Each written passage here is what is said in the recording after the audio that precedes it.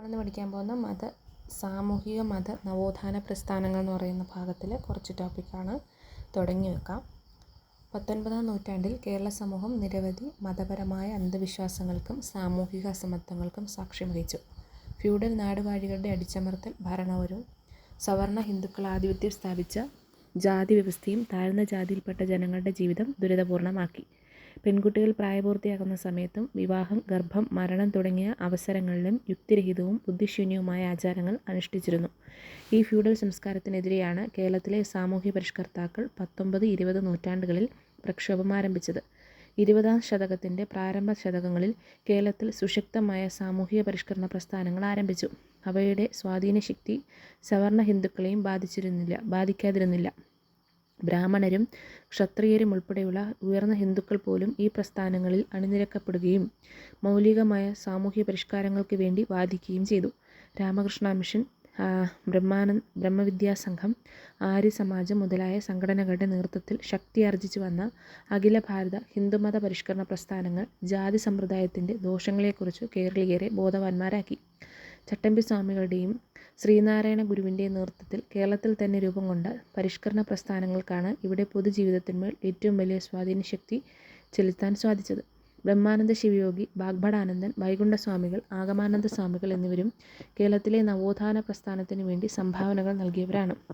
ആര്യസമാജം, theosophical society എന്നീ അഖിലേന്ത്യാ പരിഷ്കരണ പ്രസ്ഥാനങ്ങളുടെ ശാഖകൾ കേരളത്തിൽ ഉണ്ടായിരുന്നുവെങ്കിലും അവയ്ക്ക് പരിമിതമായ സ്വാധീനം മാത്രമേ ഉണ്ടായിരുന്നുള്ളൂ. പ്രാദേശികമായി രൂപം കൊണ്ട പരിഷ്കരണ പ്രസ്ഥാനങ്ങളാണ് പ്രധാനമായും കേരളത്തിൽ ശക്തമായ സ്വാധീനം ചെലുത്തിയത്. ജാതി വ്യവസ്ഥയുടെ കാർക്കശ്യം കേരളത്തിൽ ശക്തമായിരുന്നു. താഴ്ന്ന ജാതിക്കാരെ തൊട്ടുകൂടാത്തവരും തീണ്ടിക്കൂടാത്തവരുമായാണ് കണ്ടിരുന്നത്. ഒരു വ്യക്തിയുടെ സമൂഹത്തിലെ പദവി നിർണയിച്ചിരിക്കുന്നതിൽ അടിസ്ഥാന ഘടകമായിരുന്നു ജാതി. ജാതി വ്യവസ്ഥയുമായി ബന്ധപ്പെട്ടുണ്ടായിരുന്ന അനാചാരമായിരുന്നു പുലപ്പേടി, മണ്ണാപ്പേടി. അടുത്ത് ഉത്തര കേരളത്തിൽ പഴുക്ക എറിയൽ എന്നറിയപ്പെട്ടിരുന്ന അനാചാരമായിരുന്നു പുലപ്പേടി അഥവാ മണ്ണാർപ്പേടി എന്നറിയപ്പെടുന്നത്. അപ്പോൾ ഉത്തര കേരളത്തിൽ പഴുക്ക എറിയൽ എന്ന അനാചാരവുമായി ബന്ധപ്പെട്ടിരുന്നു പുലപ്പേടി, മണ്ണാപ്പേടി. 1696 വേണാട് ഭരണാധികാരിയായിരുന്ന കേരളവർമ്മ തിരുവിതാംകൂർ ശാസനത്തിലൂടെ അനാചാരങ്ങൾ നിരോധിച്ചു. 1696 വേണാട് ഭരണാധികാരിയായിരുന്ന കേരളവർമ്മ തിരുവിതാംകൂർ ശാസനത്തിലൂടെ ഈ അനാചാരങ്ങൾ നിരോധിച്ചു. കേരളത്തിലെ ജാതി വ്യവസ്ഥയെക്കുറിച്ച് പ്രതിപാദിക്കുന്ന കൃതിയാണ് 14-ാം നൂറ്റാണ്ടിൽ രചിക്കപ്പെട്ട ശങ്കരസ്മൃതി. അപ്പോൾ കേരളത്തിലെ ജാതി വ്യവസ്ഥയെക്കുറിച്ച് പ്രതിപാദിക്കുന്ന പ്രധാന കൃതി ഏതാണ്? 14-ാം നൂറ്റാണ്ടിൽ രചിക്കപ്പെട്ട ശങ്കരസ്മൃതിയാണ്.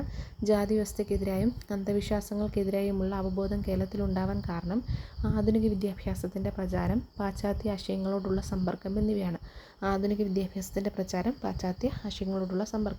സമൂഹത്തിലെ അസമത്വങ്ങളും അനാചാരങ്ങളും ഇല്ലാതാക്കാൻ വേണ്ടി രൂപം കൊണ്ടതാണ് പരിഷ്കരണ പ്രസ്ഥാനങ്ങൾ. സാമൂഹ്യ പരിഷ്കരണ പ്രസ്ഥാനങ്ങൾ സാമൂഹിക മാറ്റത്തിനുള്ള സമരങ്ങൾക്ക് പ്രചോദനമേകി. കേരളത്തിലെ സാമൂഹ്യ പരിഷ്കരണ പ്രസ്ഥാനം പാശ്ചാത്യന്മാരുടെ സ്വാധീനത്താൽ മധ്യവർഗമാണ് ആരംഭിച്ചതും അത് നയിച്ചതും.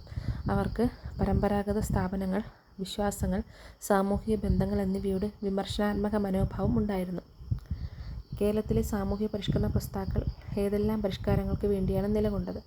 ജാതി വിലക്കുകളുടെ ഉച്ചാടനം, വിദ്യാഭ്യാസത്തിൻ്റെ വ്യാപനം, സ്ത്രീ ശാക്തീകരണം, സാമൂഹ്യനീതി, അധ്വാനവർഗത്തിൻ്റെ ഉന്നമനം, യുക്തിചിന്തയും വിമർശന ബുദ്ധിയും പൊതു ഇടങ്ങൾ എല്ലാവർക്കും ഉറപ്പാക്കൽ.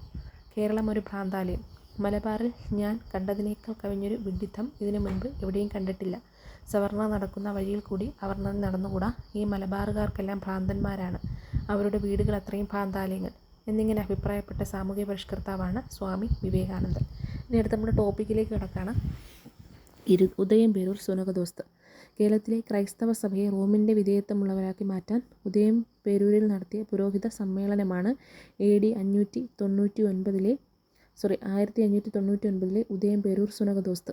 അപ്പം കേരളത്തിലെ ക്രൈസ്തവ സഭയെ റോമിലെ പോപ്പിനോട് വിധേയത്വമുള്ളവരാക്കി മാറ്റാൻ ഉദയംപേരൂരിൽ നടത്തിയ പുരോഹിത സമ്മേളനമാണ് AD 1599 ഉദയംപേരൂർ സുനകദോസ്ത്. 1599 ഉദയംപേരൂർ സുനകദോസ്ത്. 813 പേർ ഉദയംപേരൂർ സുനകദോസ്തിൽ പങ്കെടുത്തു. 813 പേർ. 133 കത്തനാർ, 20 ഡീക്കന്മാർ, 660 സാധാരണക്കാർ. ഉദയംപേരൂർ സുനകദോസ്തിൻ്റെ അധ്യക്ഷത വഹിച്ചത് അലക്സ് ഡി മെസിനസ് ആണ് അധ്യക്ഷത വഹിച്ചത്. അപ്പോൾ എന്നാണ് 1599 ഉദയംപേരൂർ സുനകദോസ്ത്. 813 പേർ. അടുത്ത കൂനൻ കുരിശു സത്യപ്രതിജ്ഞ. അപ്പോൾ കൂനൻ കുരിശ് പ്രതിജ്ഞ എന്ന് പറയുന്നത് സുനഹദോസ്ത് തീരുമാനങ്ങളിൽ കേരളത്തിലെ സുറിയാനി ക്രിസ്ത്യാനികൾ എതിർപ്പ് പ്രകടിപ്പിക്കുകയും AD 1653 ജനുവരി 3 മട്ടാഞ്ചേരിയിലെ പഴയ കുരിശിന് മുൻപിൽ സമ്മേളിച്ച് ലത്തീൻ ബിഷപ്പുമാരുടെ തീരുമാനങ്ങൾ അംഗീകരിക്കില്ലെന്ന് പ്രതിജ്ഞ ചെയ്യുകയും ചെയ്തു. ഇതാണ് കൂനൻ കുരിശ് പ്രതിജ്ഞയെ അറിയപ്പെടുന്നത്. സുനഹദോസ്ത് തീരുമാനങ്ങളിൽ കേരളത്തിലെ സുറിയാനി ക്രിസ്ത്യാനികൾ എതിർപ്പ് പ്രകടിപ്പിക്കുകയും AD 1653 ജനുവരി 3 മട്ടാഞ്ചേരിയിലെ പഴയ കുരിശിന് മുൻപിൽ സമ്മേളിച്ച് ലത്തീൻ ബിഷപ്പുമാരുടെ തീരുമാനങ്ങൾ അംഗീകരിക്കില്ലെന്ന് പ്രതിജ്ഞ ചെയ്യുകയും ചെയ്തു. ഇതാണ് കൂനൻ കുരിശു പ്രതിജ്ഞ എന്നറിയപ്പെടുന്നത്. ബാബിലോണിയൻ സുറിയാനി ബിഷപ്പായ മാർ അഹറ്റലയെ പോർച്ചുഗീസുകാർ വധിച്ചു എന്ന പ്രചരണമാണ് കൂനൻ കുരിശ് പ്രതിജ്ഞയ്ക്ക് കാരണമായത്. കൂനൻ കുരിശ് പ്രതിജ്ഞയ്ക്ക് ശേഷം സുറിയാനികൾ ആർച്ച് ഡീക്കൻ തോമസിനെ മാർത്തോമ I മെത്രോപൊലിത്തനായി അഭിഷേകം ചെയ്തു. മതരംഗത്ത് പോർച്ചുഗീസുകാരുടെ പരാജയത്തിനിടയാക്കിയ സംഭവമാണ് കൂനൻ കുരിശ് പ്രതിജ്ഞ. മതരംഗത്ത് പോർച്ചുഗീസുകാരുടെ പതനത്തിനിടയാക്കിയതാണ് കൂനൻ കുരിശ് പ്രതിജ്ഞ. അടുത്ത് CMI സഭ അല്ലെങ്കിൽ കാർമലൈറ്റീസ് ഓഫ് മേരി ഇമാക്കുലേറ്റ് എന്ന് പറയുന്നത് CMI സഭയാണ്. കുര്യാക്കോസ് ഏലിയാസ് ചാവറയുടെ നേതൃത്വത്തിൽ സ്ഥാപിതമായ സഭയാണ് CMI സഭ. കുര്യാക്കോസ് ഏലിയാസ് ചാവറയുടെ നേതൃത്വത്തിലാണ് CMI സഭ. 1831 മെയ് 11 CMI സഭ സ്ഥാപിതമായത്. 1831 മെയ് 11 CMI സഭ സ്ഥാപിതമായത്. മന്നാനം കോട്ടയം. ഇന്ത്യയിലെ ആദ്യ ക്രിസ്തീയ സന്യാസി സഭ. പാലയ്ക്കൽ തോമാ മാപ്പൻ, പേരുകര തോമസ് അച്ചൻ എന്നിവരായിരുന്നു CMI സ്ഥാപനങ്ങളിലും പ്രവർത്തനങ്ങളിലും ചാവറയച്ചൻ്റെ സഹകാരികൾ. സഭയുടെ ആദ്യ സുപ്പീരിയർ ജനറലായി സേവനമനുഷ്ഠിച്ചത് കുര്യാക്കോസ് ഏലിയാസ് ചാവറയാണ്. Sisters of congregation of the mother of Carmel എന്ന CMC സന്യാസി സഭ 1866 സ്ഥാപിതമായി. അത് CMC സ്ഥാപിതമായത് 1866 CMC 1866. കുര്യാക്കോസ് ഏലിയാസ് ചാവറയുടെ നേതൃത്വത്തിൽ അമലോത്ഭവ ദാസസംഘം കുര്യാക്കോസ് ഏലിയാസ് ചാവറയുടെ നേതൃത്വത്തിൽ ആണ് അമലോത്ഭവ ദാസസംഘം രൂപീകൃതമായത്. കേരളത്തിലെ അനാഥാലയങ്ങളും വിദ്യാലയങ്ങളും സ്ഥാപിക്കുന്നതിന് നേതൃത്വം നൽകിയ നവോത്ഥാന നായകനാണ് കുര്യാക്കോസ് ഏലിയാസ് ചാവറ. 1846 കോട്ടയത്ത് മന്നാനത്തൊരു സംസ്കൃത വിദ്യാലയവും സ്ഥാപിച്ചു. 1846 എന്ത് ചെയ്തു? കോട്ടയത്ത് മന്നാനത്തൊരു സംസ്കൃത വിദ്യാലയം സ്ഥാപിച്ചു. അപ്പം 1831 CMI സഭ, 1866 CMC, പിന്നെ 1846 സംസ്കൃത വിദ്യാലയം. അടുത്ത് നോക്ക് ചാന്നാർ ലഹള എങ്ങനെയാണ്. കേരളത്തിലെ സാമൂഹ്യ പ്രക്ഷോഭമാണ് ചാന്നാർ ലഹള. മേൽമുണ്ട് സമരം, തോൾശീലൈ സമരം എന്നിങ്ങനെ അറിയപ്പെടുന്നത് ചാന്നാർ ലഹളയാണ്. മേൽമുണ്ട് സമരം, തോൾശീലൈ സമരം എന്നിങ്ങനെ അറിയപ്പെടുന്നു.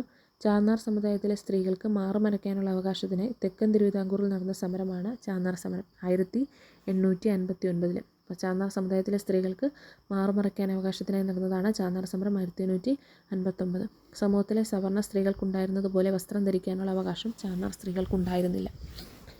1822 മേൽമുണ്ട് സമരത്തിന് നേതൃത്വം നൽകിയത് വൈകുണ്ഠസ്വാമികളാണ്. 1822 മേൽമുണ്ട് സമരത്തിന് നേതൃത്വം നൽകിയത് വൈകുണ്ഠസ്വാമികളാണ്. വൈകുണ്ഠസ്വാമികളുടെ നേതൃത്വത്തിൽ തിരുവിതാംകൂറിൽ നടത്തിയ മേൽമുണ്ട് സമരം 1859 ചാന്നാർ ലഹളയ്ക്ക് പ്രചോദനമായി. അപ്പോൾ 1859 ചാന്നാർ ലഹളയ്ക്ക് എന്ത് ചെയ്തു? പ്രചോദനമായി. ക്രിസ്തുമതത്തിലേക്ക് പരിവർത്തനം ചെയ്ത ചാന്നാർ സ്ത്രീകൾക്ക് കുപ്പായം കൊണ്ട് ശരീരം മറയ്ക്കാൻ അനുവാദം നൽകിയ ദിവാനാണ് കേണൽ മൺറോ. ക്രിസ്തുമതത്തിലേക്ക് പരിവർത്തനം ചെയ്ത ചാന്നാർ സ്ത്രീകൾക്ക് കുപ്പായം കൊണ്ട് ശരീരം മറയ്ക്കാൻ അനുവാദം നൽകിയ ദിവാനാണ് കേണൽ മൺറോ. മദ്രാസ് പ്രസിഡൻസിയിലെ ഗവർണറായിരുന്ന ചാൾസ് ട്രെവല്യൻ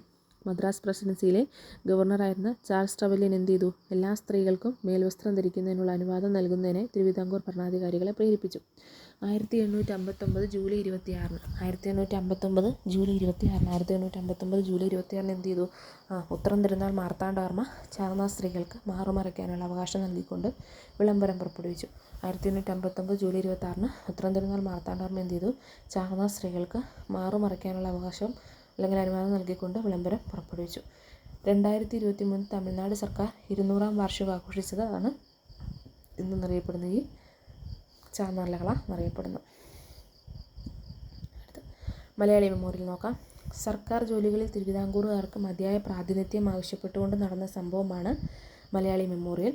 തിരുവിതാംകൂറിൽ രാഷ്ട്രീയ പ്രക്ഷോഭം ആരംഭിക്കാൻ കാരണമായ സംഭവമാണ് മലയാളി മെമ്മോറിയൽ. തിരുവിതാംകൂറുകാർക്ക് എന്നതായിരുന്നു മുദ്രാവാക്യം. മലയാളി മെമ്മോറിയലിൻ്റെ മുദ്രാവാക്യം എന്താണ്? തിരുവിതാംകൂറുകാർക്ക്. ഉന്നത ജോലികൾ തദ്ദേശീയർക്കും നൽകുന്നതായിരുന്നു മലയാളി മെമ്മോറിയലിൻ്റെ ലക്ഷ്യം. തിരുവിതാംകൂറുകാരല്ലാത്തവരെ സർക്കാർ സർവീസിൽ മുൻഗണന നൽകി നിയമിച്ച നയത്തിൽ പ്രതിഷേധിച്ച് ലേഖനങ്ങൾ എഴുതി എന്ന കുറ്റം ചുമത്തി 3 വിദ്യാർത്ഥികളെ 1882 തിരുവനന്തപുരം മഹാരാജാസ് കോളേജിൽ നിന്നും പുറത്താക്കി. ജി പരമേശ്വരൻ പിള്ള പിൽക്കാലത്ത് ബാരിസ്റ്റർ ജി പി പിള്ള എന്നറിയപ്പെട്ടു.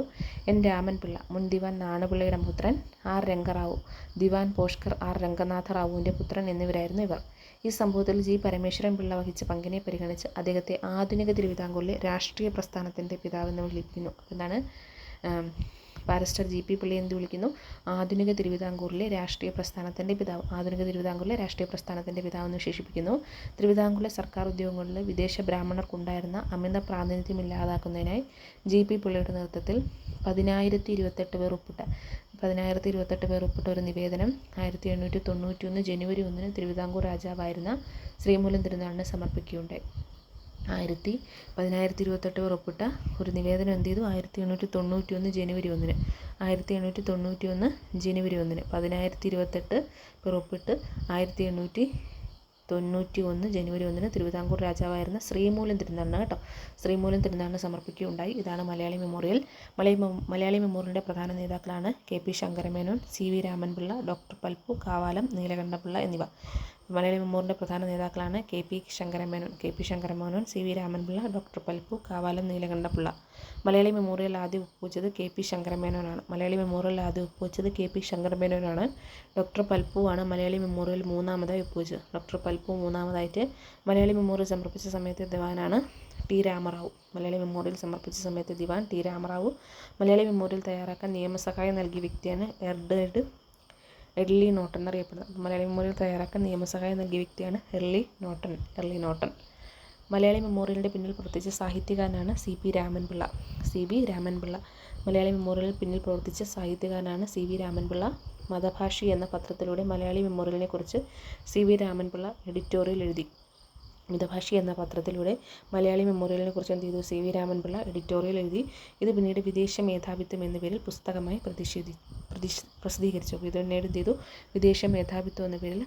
പ്രസിദ്ധീകരിച്ചു. തിരുവിതാംകൂറുകാർക്ക് എന്ന ലഘുലേഖ എഴുതിയത് ബാരിസ്റ്റർ ജി പി